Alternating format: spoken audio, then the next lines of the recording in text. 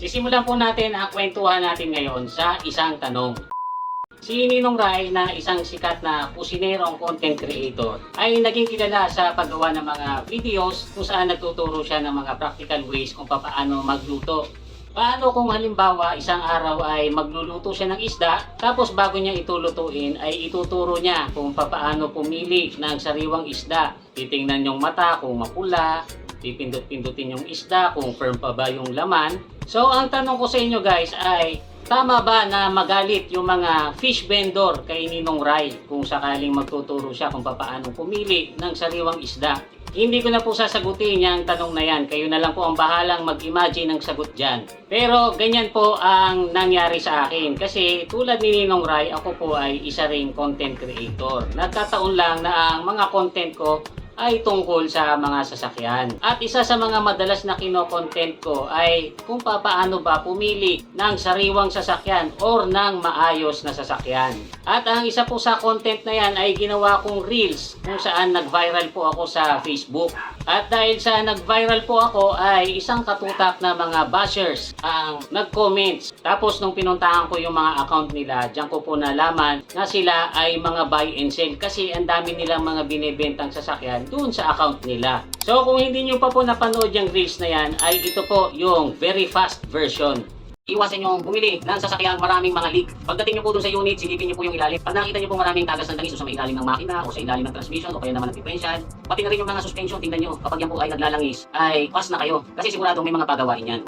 Iwasan nyo rin po ang bumili ng sasakyan na mausok. Kahit anong kulay pa po ang usok niyan, pass na kayo dyan. Kapag maputi po ang usok niyan, kung pwedeng wala po yan sa timing or singaw ang cylinder head gasket. Kapag medyo bluish ang usok niyan, ay kumakain na po ng langis ang makina. Bago po tayo magpatuloy, ay konting disclaimer lang. Yan pong mga buy and sell para pong mga pulis yan. Marami pong mga pulis na corrupt at meron ding mga pulis na sila mismo yung kriminal, pero marami rin pong pulis na matitino. So ganun din po sa mga buy and sell. Maraming mga buy and sell ang tuso, pero marami rin pong matitino.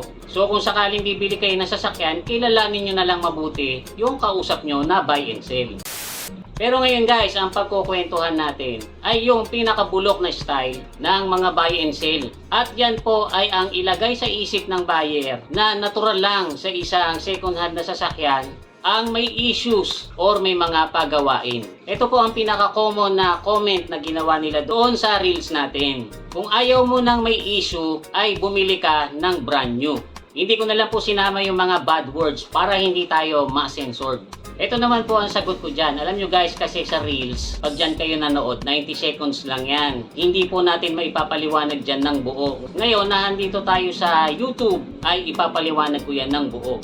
Totoo po yung sinabi nila na ang lahat ng second-hand cars ay may issues or meron kang ipapagawa. Actually, kumisa nga kahit brand new yung sasakyan, meron po yung issues. Pero meron pong tinatawag na major issues at saka merong minor na issues. Yung mga minor na issues ay tulad ng may konting gasgas, mayroong ilang dents, medyo nawala na yung kintab, may basag na side mirror, medyo madumi yung upholstery, may butas ang seat cover, may mga punding ilaw, o kaya naman hindi gumagana yung busina. Examples lang po yan. Yung mga minor issues, yan yung mga issues na pwede mo munang palampasin. Ibig sabihin, pag binili mo yung sasakyan, pwede mo nang gamitin yung sasakyan kahit hindi mo ipagawa yung mga issues na yan. Yung mga issues na sinabi ko doon sa Reels, yun po ang tinatawag na major issues. Kasi yung mga issues na yon ay mahirap i-DIY. At kung hindi kayo marunong gumawa ng sasakyan, siguradong dadalhin nyo po yan sa talyer. Kapag ganyan po ang issues ng sasakyan na bibili nyo, ay po pwede kayong gumastos ng malaki. At kung wala kayong kakilalang matinong mekaniko, baka pag dinala nyo yan sa talyer, ay ma-scam pa kayo. So sinabi ko po dyan, kapag may mga oil leaks kayong nakita sa ilalim ng sasakyan, ay mag-pass na kayo. Kasi guys, pagka ganyang maraming mga tagas ng langis sa ilalim, po pwedeng yung mga tagas na yan ay nanggaling sa mga oil seals. Madali lang po magpalit ng oil seals, pero meron mga oil seals na bago nyo marating ay marami kayong kakalasin. Kung may leak ang mga suspension, madali lang po magpalit ng shock absorbers kung meron kayong tamang tools. Pero hindi po mura ang mga shock absorbers, lalo na kung ang bibili nyo ay original. Pwera pa dyan yung labor na sisingilin sa inyo nung gagawa. Ito naman ang comment ng ibang mga buy and sell. Ibabawas na lang daw doon sa presyo yung ipampapagawa doon sa mga sira. Bawasan na lang daw ng 5K or 10K ay maipapagawa na yan, baka may sobra pa. So totoo naman po yun, baka mamaya yung 5K or 10K ay sumobra pa kung ipapagawa nyo yung sasakyan, kung mapupunta kayo sa matinong mekaniko. Pero naandyan din po yung risk na baka mamaya yung 10K na ibabawas nyo ay kulangin pa sa pambili ng mga pyesa at saka pambayad sa mekaniko. Tsaka isa pa guys, kaya ka nga bibili ng sasakyan ay para may magamit ka. Hindi ka bumibili ng sasakyan para meron kang ipagawa. Lagi nyo pong tatandaan na hindi porket tiningnan nyo yung sasakyan, in-inspection nyo yung sasakyan, ay obligado kayong bilhin yan. Pwede kayong mag-pass anytime. Marami pong nagbebenta sa marketplace or sa iba pang mga bentahan ng sasakyan na walang mga oil leaks. Major issue din po sa isang second hand na sasakyan ang mausok. Kahit ano pa po ang kulay ng usok na lumalabas dyan, kung puti man yan or itim, kumisan gray or kumisan naman bluish. Basta't marami pong inilalabas na usok yan kapag naka-idle. Tapos mas maraming nilalabas kapag nire-revolution nyo ay mag-pass na kayo. Kasi hindi po yan magandang senyales. At yung mga ganyang issues po ay malamang kulangin ang 10K na itatawad nyo.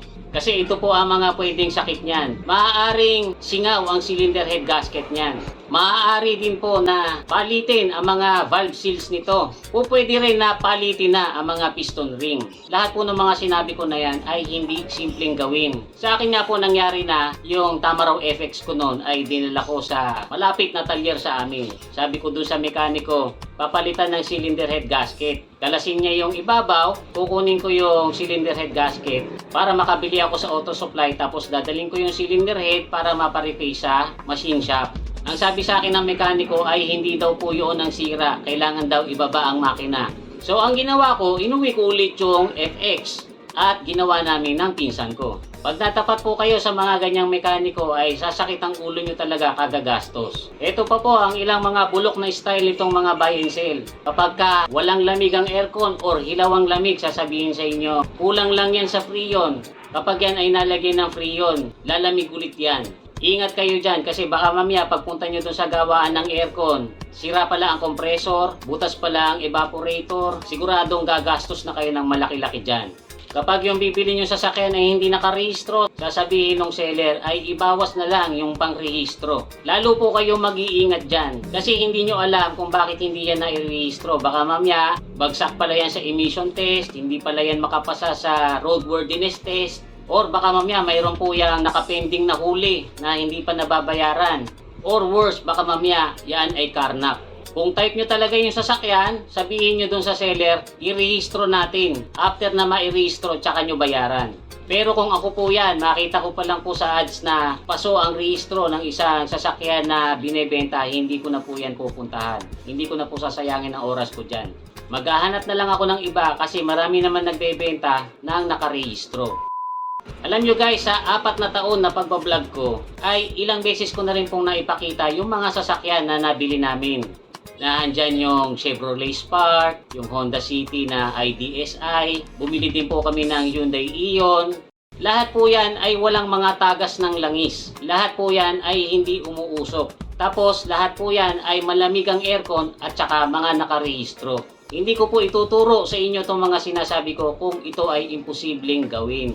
Kaya huwag kayong maniniwala sa mga buy and sell kapag sinasabi nila sa inyo na natural lang sa second hand na sasakyan ang may mga issues. Kapag bibili po kayo ng sasakyan, huwag po kayong magmadali. Take your time para mamili. Kasi hindi birong pera yung pawawalan nyo. Pinaghirapan nyo po yan, kaya deserve nyo na makabili ng sasakyan na worth nung budget nyo. Alam nyo ba guys na magkakaroon na ng Tesla showroom dito sa Pilipinas, sa may BGC.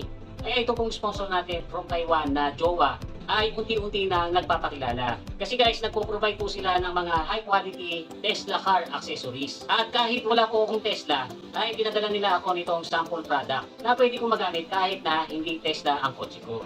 Rechargeable mini air compressor po ito na able mag-pump ng hangin sa gulong ng kotse in less than 4 minutes. Poprogram mo lang kung ilang PSI ang kailangan mo at automatic na po itong nagsha-shut off. Basta narating niya na yung program yung na PSI. Magagamit nyo rin po ito sa gulong ng motor, ng bisikleta, Tapos may mga kasama po itong accessories. Kung sakaling gusto nyo itong gamitin sa bola, tsaka sa inflatable pool. Pwede po kayong direktang mag-order sa official website nila na nagpa-flash sa baba ng screen. Free shipping po yan basta umabot sa $120 ang o-orderin nyo.